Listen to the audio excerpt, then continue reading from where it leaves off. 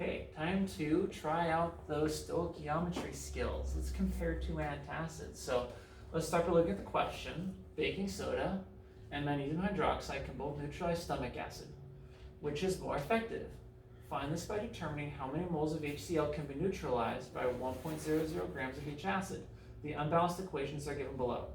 So this is a nice example where instead of asking to come up with the equation, it already gives you the unbalanced equation, so you just got to balance these. And then you've also got to look at what you're being asked for. So let's do that. Always when you look at a question, try to make sure you understand what you're being asked. And so when I look at this one, that means looking for what's the given and what you're being asked for. So what's the given here? Look for a number. A number is usually a clue of being a given because that's a quantitative thing that we're looking for. So 1.00 grams of each acid, that will be our given. As for what we're being asked for, it says, which one's more effective? That is the question. There's a question mark right here, so it tells us that's what's being asked about. And it gives you a further hint. Find this by determining how many moles of HCl can be neutralized. So how many moles of HCl? Because how do you know it's more effective? It's more effective if it neutralizes more acid. It says the stomach acid is this. So how many moles of HCl neutralized? That is going to be the question. So I circle that because that's what we're solving for. So okay, that's what we're looking for is each antacid, which would be this one and this one. So there's our two antacids that react with the HCl, and then how many moles of HCl, that's what we're looking for. So now, you deal with your equation once you understand what it is you're looking for. The equation is this one balanced. One sodium, one hydrogen, two hydrogens, and two hydrogens there, one carbon, three oxygens, three oxygens. So this one's balanced is written, no need to change this. As for this one, is this one balanced? Well, we look at it, see one magnesium, two oxygens, one oxygen. Oh, that's a problem. Okay, let's put a 2 there in order to make it so now it's two oxygens and two oxygens. All right, fine, now that's two hydrogens, three hydrogens, four hydrogens. That's not good. Or, oh, there's two chlorines and only one chlorine. That's not good either. So let's put a 2 here. And check it out. So now it's one magnesium, two oxygens, two hydrogen plus two more makes 4. That's 4 hydrogens, and two chlorines. Now it's good. In fact, I'll even bring up the more properly typed one, which is the same thing I was just talking about.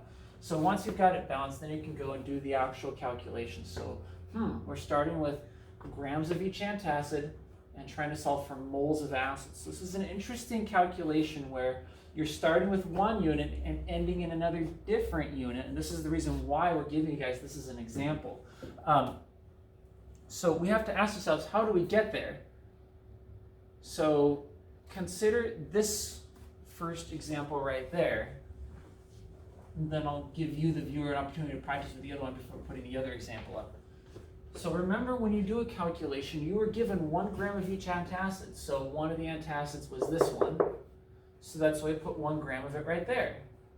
This is our given. And of course, if you have grams of sodium hydrogen carbonate, you need to make sure you have grams of sodium hydrogen carbonate here too. And then what we're going to do is convert from grams to moles of sodium hydrogen carbonate, and then from moles of sodium hydrogen carbonate to moles of what we're looking for. And since we're being asked for moles of acid, and this is moles of acid, that's why the calculation stops here. So this is what the actual setup for it looks like. You write down your given, you set up your conversion factor area where you can do your work, and you always put your units first. So that's moles, grams of NaHCO3. And then from grams you go to moles, because we always get on what Miss Lynch so often calls the mole road, because everything you do in chemistry, particularly when relating one chemical compound to another chemical compound, requires the use of the unit of moles.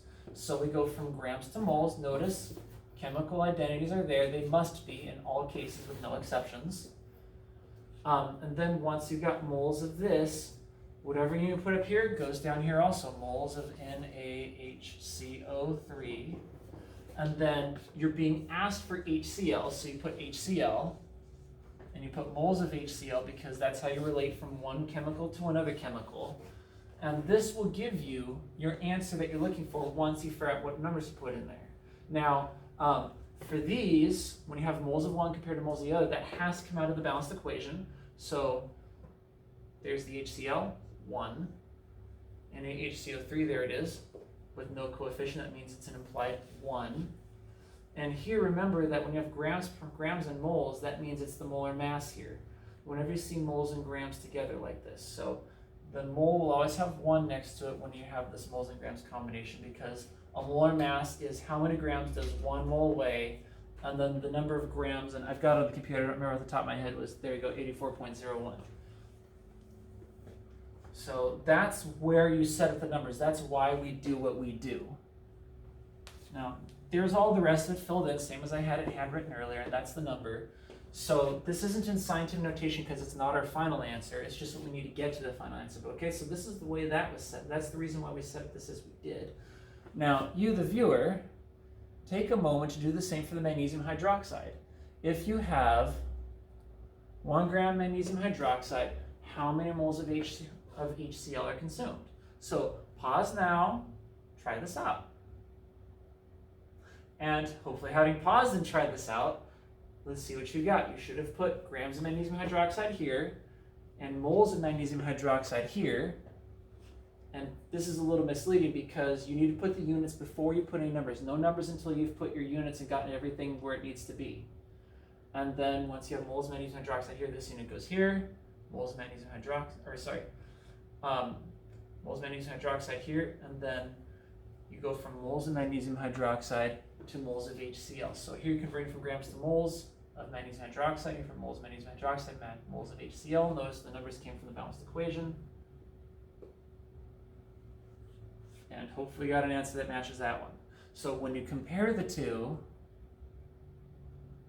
oh, I guess it's not on here. Okay. So when you compare the two, notice this number compared to the previous one, this number. You should be able to tell which one's bigger or smaller, right? Think about that for a sec. 0.0119 or 0.0343. Hopefully it's clear. This is the bigger number. So if you have 1 gram of each, this number is almost 3 times as big as the other number, which means this one represents that the same amount of stuff for this chemical consumes more HCl, which is why our final answer, let's see, did I put it on here? Yes, I did. Magnesium hydroxide is better because it neutralizes more, because this gave a bigger answer than this one. All right, that should do it.